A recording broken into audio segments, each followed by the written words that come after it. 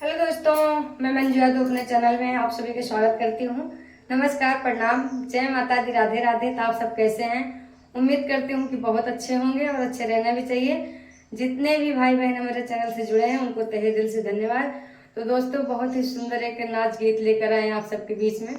गीत को पूरा सुनिएगा और जैसा होगा कमेंट बॉक्स में जरूर बताइएगा। आइए हम गीत को सुनाते हैं। 456 की साड़ी बलम देहिया होई गई भारी।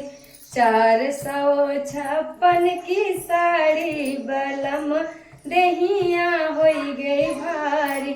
456 की साड़ी बलम देहिया होई गई भारी। साड़ी पहिरी मैं बागा में गईले, साड़ी पहिरी मैं बागा में गईले। नेमुला माँ फंस गई किनारी, बलमा दहिया होई गई भारी। नेमुला में फंस गई किनारी, बलमा दहिया होई गई भारी।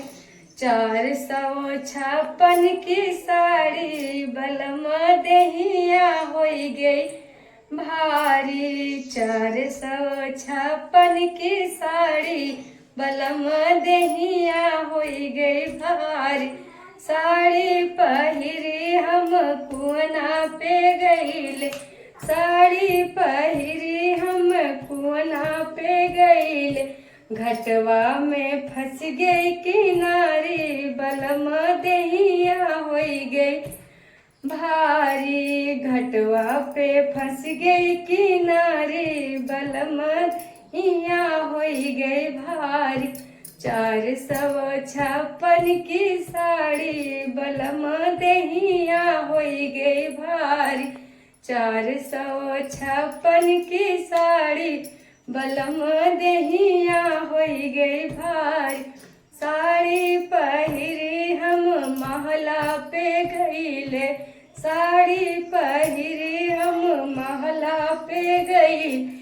सीढ़ी में फट गई किनारी, बलमा दहिया होई गई भारी।